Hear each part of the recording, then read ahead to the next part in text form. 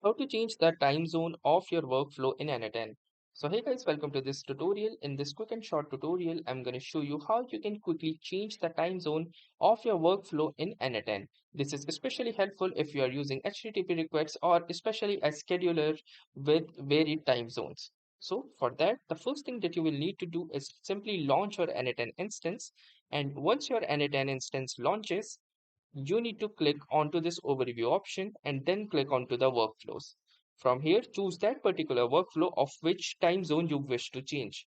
So for example, I wish to change the time zone of this particular workflow. So the next thing that I'm going to do is click onto these three dots and then click on settings.